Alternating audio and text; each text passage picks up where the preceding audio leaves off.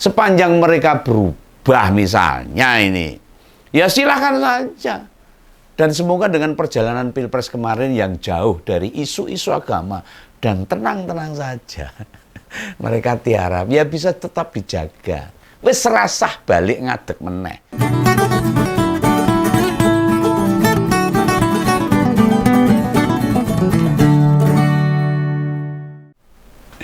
Ketemu lagi dengan Om Begawan, tetap lucu di Ngompol. Barusan aku nonton podcastnya Pak Ahok di channelnya seorang artis.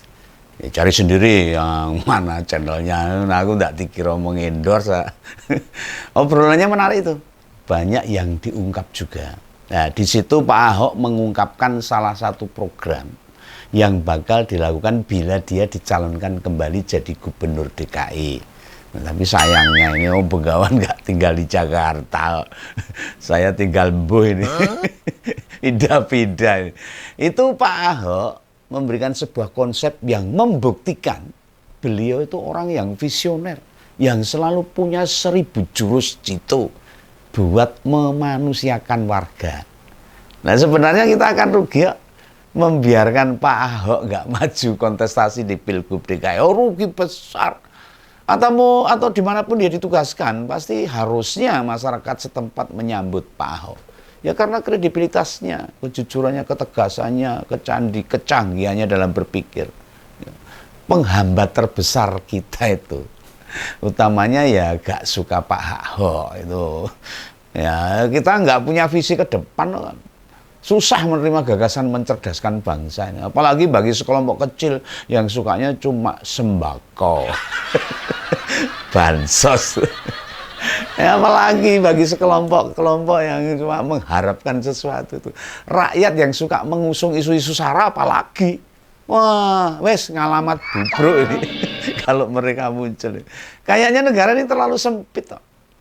Untuk nampung gagasannya Pak Ahok yang besar itu terlalu sempit. Orang muat itu. Lah mau gimana lagi? Faktanya begitu. Oke lah. Yang kita mesti terima apa adanya adalah pada episode kali ini Om Begawan mau menjelaskan bendo paham nek gelem ngompol atau ngomongin politik saat ini akan membahas masalah pilkada. Pilkada lagi semua ini bentar lagi nih.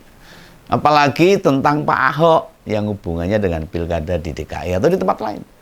Ya hanya pengen membahas sebuah berita lah, enggak kemana-mana nanti dikira saya kampanye lagi. Yang kelewat 3 hari yang lalu sebenarnya udah terlambat sebab tertutup berita-berita lain di beberapa channel politik ya kebetulan ya ini belum terangkat makanya kembali Om Begawan bahas. Ini tentang kemungkinan organisasi massa bernama FPI yang bisa jadi nih di masa pemerintahan mendatang itu akan hidup lagi. Omong kemarin mati suri apa piye? Kok hidup lagi? Mengapa ada kesimpulan begitu? Ini hitung-hitungan politik aja lah.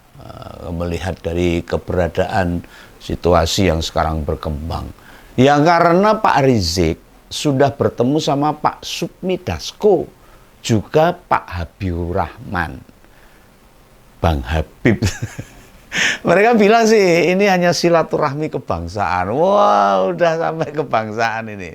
Apakah benar begitu? Ya mari kita kupas lebih dalam lah. Jangan-jangan tuh hanya geseng aja.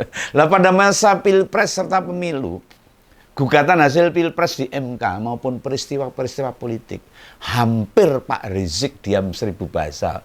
Orang jedel. Belas tidak ikut campur dalam mendukung waktu Pilpres kemarin. Atau masuk di kelompok tim sukses manapun, tidak ada kabarnya. Lu padahal pada tahun 2014 yang lalu, atau 2019 lah. Ya kita tahu, kita ngerti kok. Paham sekali no, Pak Rizik ini ada di mana-mana. Selalu muncul dengan demo protes-protesnya. Masalah kekalahan Pilpres tahun 2014 dan 2019. Nah, informasi yang berkembang di masyarakat, termasuk yang didengar oleh Begawan. Imam besar FPI itu kabarnya memang diminta buat diem dulu, meneng. Kalau bahasa politiknya tiarap dulu lah. Meski mendukung Pak Prabowo. Ya bener, supaya nggak ganggu. Nah berdasarkan penuturan Gus Yusuf, Itu ketua DPW PKB yang bertanya ke Pak Anies itu waktu itu. Sekarang kelompok yang bareng Pak Anies di Pilgub itu di mana? Ditanya itu sama ketua DPW PKB itu. Jawabnya Pak Anies itu masih di sana. Masih di sana. Lah maksudnya ada di pendukungnya Pak Prabowo, maksudnya begitu kemungkinan. Lah pasti ngomong terus ada yang mikir, loh bila tetap di kelompok 02, kok kudu diem? Kok nggak ikut bersuara, mendukung? Dan mendukung sekarang terbuka lah. Bukan hanya diem, ada apa? Ini pasti ada sesuatu. Ingat loh, sebagian pendukung Pak Jokowi itu berada di sana juga loh. Mereka itu gak srek dengan beragam rentetan perjalanan Pak Rizik ini. Ditambah masuknya Pak Rizik ke tahanan terakhir kali. Kan zamannya Pak Jokowi juga. Ya atau bisa jadi agar Pak Jokowi sama Gibran nggak tahu, itu bisa juga. Takut nek ketahuan jadi pendukungnya Pak Prabowo. Mereka batal maju bareng orang untuk gandengan kan malah repot itu. Jadi didelik gitu dulu, tahu didelik gitu. Disembunyikan dulu, tiarap dulu ya. Gitu. Biar nggak bisa muncul, nggak bisa dilihat oleh masyarakat. Ini beneran nih perkiraan saya ini. Dugaan hal gitu. Nah, setelah menang, begitu menang tek gitu, wah baru dilaksanakan perjumpaan. Nah, wis menang kok. Akhirnya kan Pak Prabowo bisa punya kebijakan-kebijakan terbaru menurut dia, bukan menurut Pak Jokowi. Gitu. Ini yang jelas ini. Pak Rizik akan mendukung pemerintah ke depan. Ya karena kan Pak Prabowo yang akan memerintah. Soalnya Pak Supmi bilang punya visi yang sama untuk bangun Indonesia. Beneran ini visinya Pak Prabowo sama Pak Rizik itu sama. Ini saya ulangi loh, ini tak catat loh, yakin itu Pak, sama visi misinya Pak Rizik dengan Pak Prabowo. Nah samanya di mana coba? Oh, ingat loh, Pak Rizik itu memperjuangkan NKRI Syariah loh. Betul, dan apakah Gerindra sepakat dengan visi itu? Nah pada penjelasan lain, Ketua Harian Gerindra menyampaikan tidak ada bicara politik apapun ketika ada pertemuan. Wah, nah ini keterangannya. Ora pode itu. Nggak bicara politik kok sepakat dengan visi membangun Indonesia itu piye itu. Asal muasalnya gimana? Lah memangnya Gerindra itu LSM gitu. Lembaga Swadaya Masyarakat. Gerindra itu kan partai politik yang punya suara yang signifikan di Indonesia itu. Atau mungkin Gerindra itu ormas keagamaan, jadi bisa bilang begitu. Atau semacam paguyuban aja. Atau organisasi Karang Taruna, kan enggak juga lah. Gerindra itu partai politik yang cukup besar. Justru bantahan Pak Supmi yang menjelaskan tidak membahas politik, itu ya malah menganeh-nganehi. Mewagukan. Apa ya kok mewagukan? Intinya ya susah diterima lah oleh pikiran kita lah. Diterima secara nalar itu susah. Ini menyisakan banyak hal loh atas peristiwa itu. Kenapa Gerindra sekelas ketua umum harian menemui Pak Rizik duluan? Loh apa? Ada pembicaraan soal FPI. Apa pernah menjanjikan dengan FPI? Gue menang ngosek wae. Kok nek aku menang masalahnya gampang apa begitu? Lah bila Pak Prabowo menang, putusan pembubaran FPI mau dicabut atau ada janji seperti, atau Pak Rizik boleh mendirikan organisasi baru yang semacam FPI. Ini yang justru menyisakan pertanyaan di pikiran kami masyarakat yang selalu cinta NKRI, yang selalu menentang SARA dan sebagainya. Kawan tidak meremehkan Pak Rizik. Tapi tidakkah ada tokoh agama lain yang mestinya bisa atau didahulukan didatangi? Ya misalnya Kiai Yahya Kholil, Ketua Umum PBNU. Karena ada juga tuh Kiai Haidar Nasir, Ketua Umum PP Muhammadiyah. Ormas terbesar di Indonesia, bahkan NU itu terbesar di dunia tuh.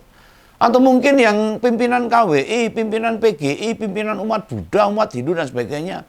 Atau mungkin juga umat Konghucu dan lain sebagainya. Lah malah Pak Rizik duluan. Kan jadi pertanyaan masyarakat ya, selama ini kan bagaimana jejak rekam kelompoknya Pak Rizik ini. Nah bila dirinya mewakili ketokohan secara pribadi, kenapa bukan Gusmus? Kenapa pula bukan Pak Amin Rais, Romo Magnis, Romo Beni atau siapapun? Yang penting selain Pak Rizik dulu. Nah ini kan menurut Om Begawan, supaya tidak ada pertanyaan yang macam-macam dari masyarakat. Ada apa ini? Dan lagi pula kok Pak Sukmi Dasko sendiri yang nemui gitu loh. Tidakkah kita tahu tuh pimpinan Gerindra yang dekat sama Pak Rizik itu kan Pak Fadlizon. Bener enggak? Ada apa ini? Ya penting untuk diketahui oleh masyarakat. Om Begawan ini bukan tidak suka atau anti sama Pak Rizik maupun EPI. Kan selama ini EPI memang sudah dilarang, tidak boleh muncul lagi. Gitu. Jangan salah menyimpulkan ya, ini masalah pendapat aja. Yang ditentang negara saat itu. Yang membuat EPI dibubarkan dan Pak Rizik jadi narapidana. Ini berarti rekan jejak yang perlu kita perhatikan, perlu kita pertimbangkan. Itu adalah tindakannya loh, perbuatannya loh, bicaranya loh, sehingga dia masuk tahanan dan FPI dibubarkan. Ini kan dampak dari tindakan-tindakan mereka yang kadang-kadang mengganggu stabilitas negara. Intolerannya yang semakin membesar ketika FPI itu terus melakukan gerakan-gerakannya. Sepanjang mereka berubah misalnya ini, ya silahkan saja. Dan semoga dengan perjalanan Pilpres kemarin yang jauh dari isu-isu agama dan tenang-tenang saja. Mereka tiarap, ya bisa tetap dijaga. Wis serasah balik ngadeg meneh. Tiarap terus saja. Monggo balik lagi, silahkan dengan kebangsaan, dengan mencintai NKRI ini. Jauh dari intoleran dan sebagainya. Isu-isu sara harus dihilangkan. Wah, negara ini kan punya aturan toh. Punya hukum, konstitusi dan sebagainya. Pada batasan mana orang bicara, berekspresi, berorganisasi dan lain sebagainya. Termasuk bagaimana cara demo yang baik ini. Ini bukan tentang kecurigaan hidupnya FPI lagi. Bukan kecurigaan bahwa FPI mau hidup lagi, mau muncul lagi. Tetapi sebaiknya hal-hal yang buruk yang pernah terjadi dan mengganggu stabilitas negara ini tidak terulang kembali gitu loh. Monggo berorganisasi, bebas kok. Itu ada payung hukumnya, dilindungi undang-undang. Membuat lembaga baru silahkan, tidak apa-apa. Sepanjang mematuhi aturan hukum yang berlaku. Negara kita itu negara hukum berdasarkan Pancasila dan Undang-Undang Dasar 45. Siapapun tidak bisa melarang. Apa ada yang berubah dari Pak Fadlizon mungkin? Makanya yang nemu itu malah Pak Sukmi Dasko sama Pak Habibur Rahman. Ya ini kan masyarakat perlu bertanya itu. Ini kan politik. Masyarakat juga harus melek politik, cerdas politik. Benora diapusi. Lah pertemuan mereka yang diketahui dari unggahan medsosnya Pak Sukmi. Kenapa? Kenapa nggak ngundang wartawan saja? Kan pemberitaannya bisa makin gede, makin cepat itu. Atau ada kekhawatiran bila pertemuan itu bocor ke wartawan malahan dirahasiakan. Ini ada hal-hal yang tidak seharusnya dibuka. Nanti malah disampaikan sama Pak Rizik ini. Kok bisa berapi? Wartawan yang tak tunggu-tunggu kok nggak ada yang nemui pentolan FPI ini. Atau di channelnya orang yang lumayan dekat sama tokoh FPI. Belum ada yang ngajak ngobrol di podcastnya itu. Misalnya ini, kan banyak itu di channelnya Pak Rocky Gerung, Pak Refli Harun, dan Pak Amin Rais juga. Atau siapa lagi lah. Apa podcastan itu dihukumi haram ya? Haram gitu kalau mau podcast sama Pak Rizik kan ya enggak loh. Makanya dia nggak muncul di mana-mana, kemungkinan ada batasan-batasan. Mereka nggak mau berisiko ya bisa lah. Ya pantas untuk kita tunggu juga ini. Comeback-nya Pak Rizik ini kita tunggu. Dan bagaimana hubungan dia sama PKS. Apalagi di Jakarta ini yang mau pilkada ini. Bila Pak Anies tetap maju, apa Pak Rizik akan berkampanye buat Pak Ridwan Kamil? Lantas bersediakah Pak Rizik menjelek-jelekan Pak Anies? Atau ketika pelantikan presiden itu Pak Rizik ikut diundang? Mungkin saja. Kira-kira akan datang atau enggak? Nah ini menandakan pertemuan pucuk pimpinan Gerindra dengan tokoh FPI itu berkonsekuensi kemana-mana, ngeladrah akhirnya. Masyarakat punya kesimpulan sendiri-sendiri, punya pendapat sendiri-sendiri dan menjadi rasan-rasan di setiap pedangan. Gitu. Di setiap masyarakat yang kumpul. Ini akan menarik buat suasana politik masa depan ini. Asiknya lagi. Banyak relawan meneh itu loh. Atau pendukungnya Pak Jokowi yang tentu masih ingat dengan 212. Toh. Bila besok Desember akhir tahun ini Pak Rizik pengen menggelar reuni 212, apa ya bakal dipikirkan? Apa yang dipikirkan para pendukungnya Pak Jokowi? Mau diem aja? Kita gari penak aja nonton sequel perjalanan politik pemenang Pilpres. Om Begawan kan tinggal nonton, tinggal komentar buat channel YouTube ngompol, enak itu. Yang pasti seru banget nanti. Munculnya Pak Rizik ini semacam sudah diatur oleh dalangnya. Kayak wayang itu. Dalangnya sudah mengatur ini lakonnya apa nanti seperti apa sudah diatur. Pemeran masa lalu yang sudah lama disimpan di kotak wayang, kini dipanggungan kembali dengan lakon yang baru. Mungkinan Pak Dalangnya pinter. Nah kira-kira apakah tokoh itu berubah peran, berubah sikap, atau menjadi bagaimana? Nah, yang ginian itu ya hanya ngompol nih, nyari angelnya ini, yang nggak dipikirkan harus lain mungkin. Nah, makanya tetap setia di ngompol, nonton setiap ngompol munculnya. Wong ini ngompol sing ora marai kembrol, ora marai pipis, mereka bes pikiran panjenengan dengan kecerdasan membaca politik kekinian, ya itu lain persoalan itu loh. Oke ya, kita tunggu aja lah. Bagaimana gayengnya politik di Indonesia dengan munculnya Habib Rizik ini di kancah perpolitikan Indonesia. Gandeng Gerindra mana? Salam kawan, salam ngompol. Dadah.